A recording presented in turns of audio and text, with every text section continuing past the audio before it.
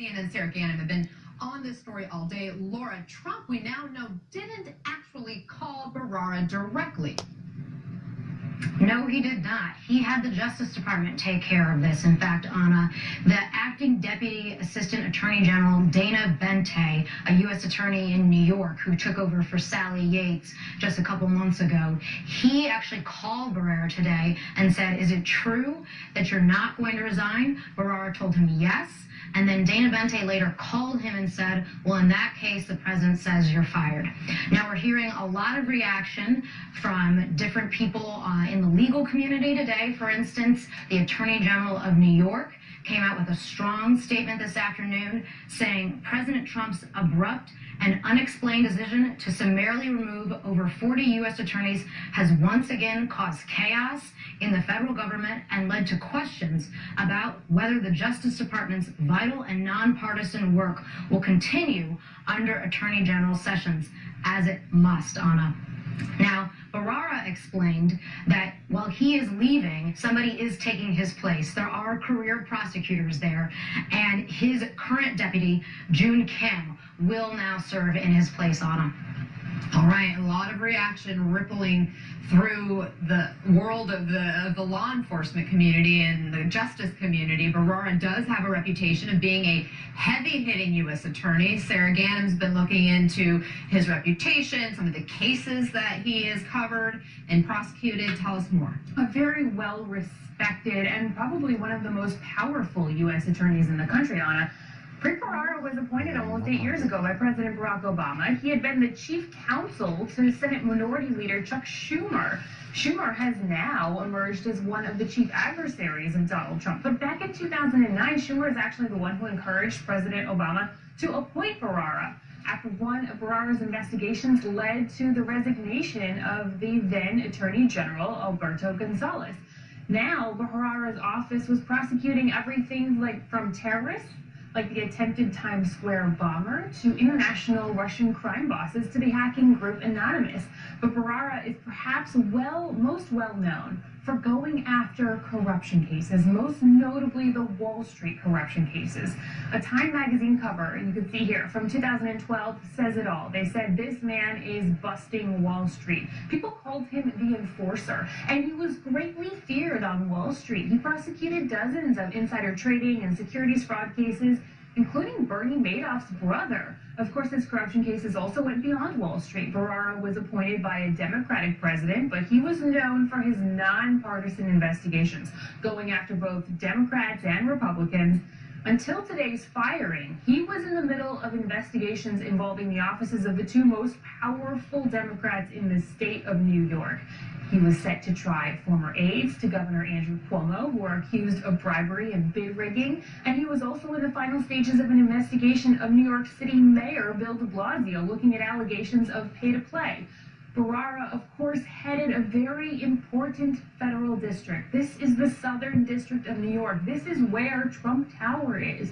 So any federal investigation ongoing that may involve anything like wiretapping or anything else would likely include his office.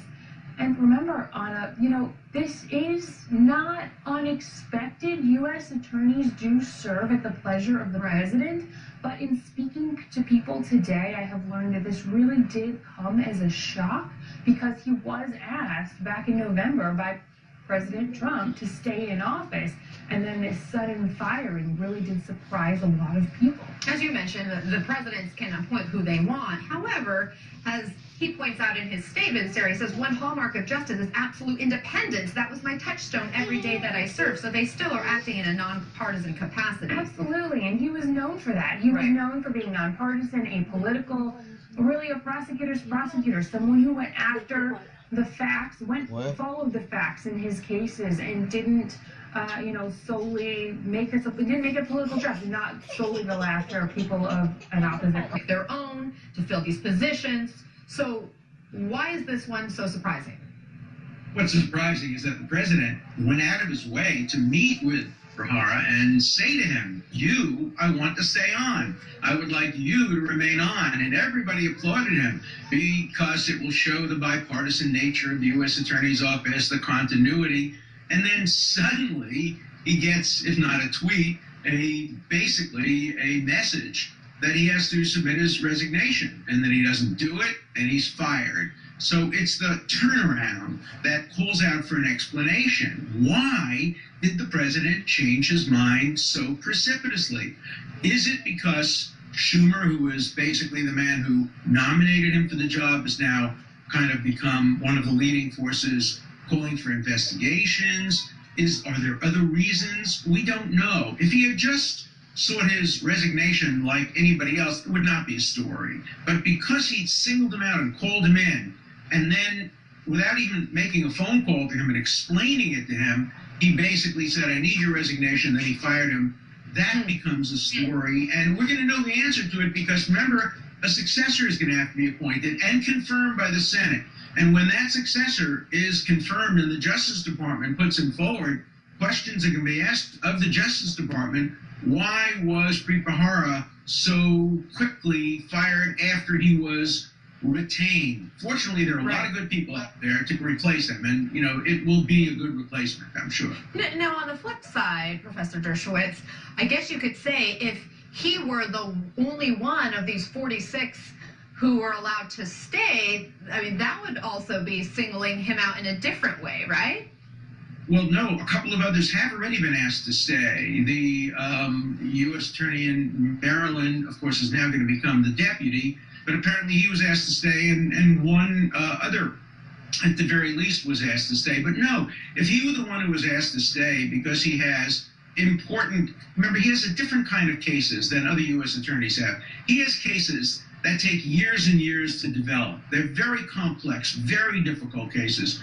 Other U.S. attorneys in some parts of the country, have cases that are relatively simple, never simple, but much simpler than in the Southern District. So it would be understandable to keep on the Southern District. Look, a very similar problem occurred when Richard Nixon got elected, and the legendary Bob Morgenthau was the U.S. attorney, and they played hardball with each other for months. And ultimately, Bob Morgenthau left the office over the objection of many of the most distinguished lawyers in New York, Republicans and Democrat alike. And I think we're going to see some pushback from both Republicans and Democratic lawyers, because the one thing everybody knew about this U.S. Attorney, Bharara, is that he was a man of great integrity and bipartisan. He was not partisan at all, and he was completely independent. So there's going to be some pushback from the legal profession. All right, Professor Alan Dershowitz, thank you very much. Now, the Republican effort to repeal and replace Obamacare seems like a hard sell for some lawmakers on